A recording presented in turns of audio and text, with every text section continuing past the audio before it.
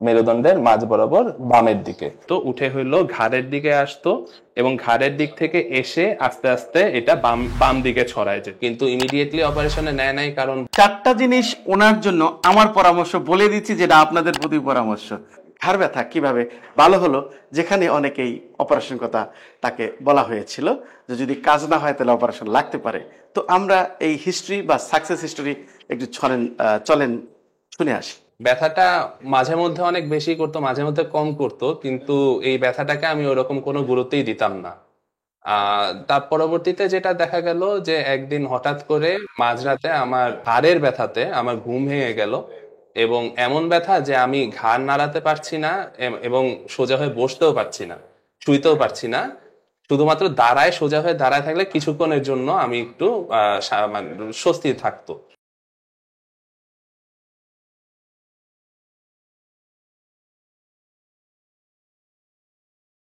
আমার ব্যথা মূলত শুরু হয়েছিল প্রথমে পিঠের ব্যথা থেকে, উপরের দিকে ব্যথা করতো এই মাঝ বরাবর, এই জায়গায় মেরুদণ্ডের মাঝ বরাবর বামের দিকে।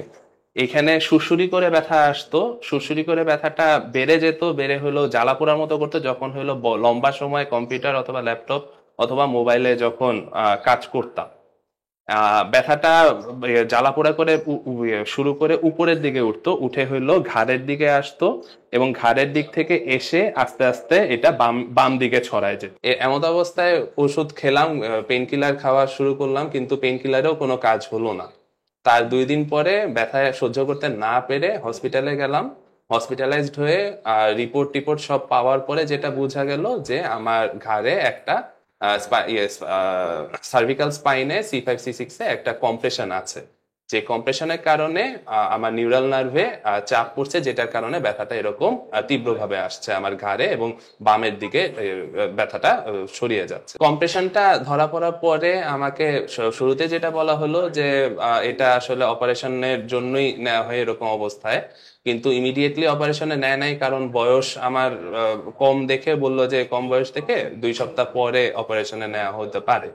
তার পরবর্তীতে বললো যে ফিজিওথেরাপির কিছু হেল্প নিতে, ফিজিও মেডিসিনের কাছে রেফার করে দেওয়া হলো। তার পরবর্তীতে ফিজিওথেরাপি নিয়ে এখন হলো আমার 3 সপ্তাহ হলো। আলহামদুলিল্লাহ এখন আগের থেকে অনেক ভালো।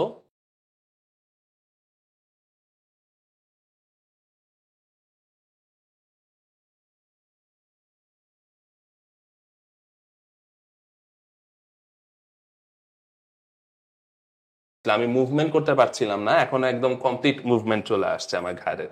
হাতে ব্যথাটা নাই, আমার সুরসুরি করে মানে শুটিং যেটা হতো সেটা এখন আর নাই। সো অল ইজ মানে এখন সবকিছু ভালোই আছে। আমার তো খুবই খারাপ অবস্থা হয়ে গিয়েছিল এবং কখনো আগে হসপিটালাইজডও হই নাই।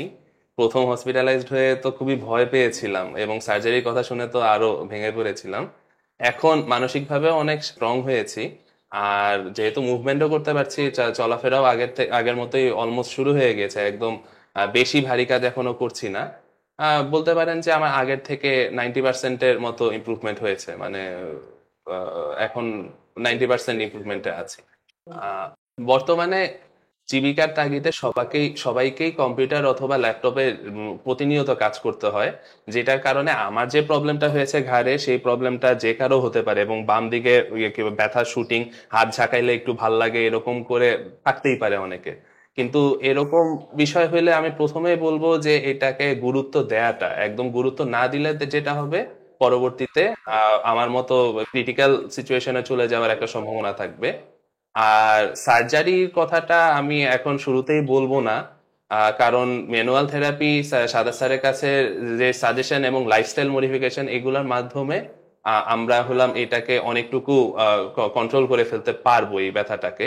তো আমার সাজেশন থাকবে যে সার্জারি করার আগে অবশ্যই সাদা স্যারের কাছ থেকে একবার হলেও দেখে নিতে, এবং ওনার যদি কোনো সাজেশন থেকে থাকে সেই অনুযায়ী লাইফস্টাইল মডিফিকেশনটা যদি করা হয়, তাহলে এই ব্যথাটা আশা করি অনেকটুকুই কমে যাবে। এতক্ষণ শুনলেন ভাইয়ের কথা। আসলে আলটিমেটলি ওনাকে আমরা খুব নজর দিয়ে বা টিম ওয়ার্ক করেই মনে হয় আমরা ওনাকে সুস্থ করেছি। সকল প্রশংসা আল্লাহ পাকের। তো সব মিলিয়ে তো আলহামদুলিল্লাহ কতটুকু ভালো আছেন? আগের থেকে তো আলহামদুলিল্লাহ অনেক ভালো আছি। আমার তো মানে আমি আসলে সত্যি কথা বলতে মানসিকভাবে অনেক ভেঙে গিয়েছিলাম। আইসে মানসিকভাবে ভেঙে গিয়েছিলাম এবং প্রথম দুই যে সেশন ছিল মানে ফার্স্ট ফেজ এবং সেকেন্ড ফেজ, যখন স্যার বলেছিলেন যে পেইন ম্যানেজমেন্টটা শেষ হলো, তারপরে আমি অনেকটা ফ্লেক্সিবিলিটি ফেরত পেয়েছি। আইসে ওই ফ্লেক্সিবিলিটি ফেরত পাওয়ার পরে বুঝলাম যে না, আমার তখন হলো সাহস বাড়তেছিল। সাহস বাড়লো, মনোবলটা একটু শক্ত করলাম। এখন আলহামদুলিল্লাহ অনেক ভালো আছি। কিন্তু মানে এখানে যেটা আছে যে যে জায়গায় আমার স্পাজমটা শুরু হয়েছিল মিড ট্রাপিজিয়ামের দিকে, ওইখানে জায়গাটাতে এখন একটু সুরসুরি করে ধরা আছে। এখন এইটাকে আমরা বলি ফিটনেসে ঝামেলা। আমরা ওনাকে বেশ কিছু এক্সারসাইজ আমরা শিখিয়ে দিয়েছি, ওই এক্সারসাইজ যদি করে সে, আমার মনে হয় ওই ফিটনেসটা পুরোপুরি চলে আসবে। আর যখন পুরোপুরি চলে আসবে তখন আর এই প্রবলেমগুলো থাকবে না। আর কিছু বলার থাকলে ইনশাআল্লাহ বলার আছে যেটা যে আমি আসলে অনেক গ্রেটফুল যে আমার এই মানে সার্জারির ওইখান থেকে ট্রে থেকে উঠায় এসে যে এখন পর্যন্ত আমার সার্জারি করার প্রয়োজন হয়নি।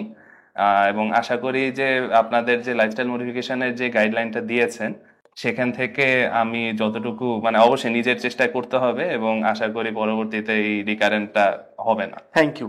চারটা জিনিস ওনার জন্য আমার পরামর্শ বলে দিচ্ছি, যেটা আপনাদের প্রতি পরামর্শ। নাম্বার 1, পানি খাবেন 3 থেকে 3.5 লিটার। নাম্বার 2, অবশ্যই এরকম একটা কোমরের রোল ইউজ করবেন সোজা হয়ে বসার জন্য, যাতে ঘাড়ও সোজা থাকে।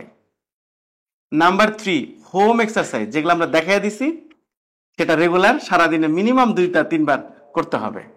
আর নাম্বার 4 হচ্ছে ফলো আপে থাকা। ফলো আপ মিনস আপনাকে আমরা 15 দিন পর আসতে বলছি, অবশ্যই এসে আবার রিচেক করানো যে কোন কোন নতুন এক্সারসাইজ আমরা দিতে পারি।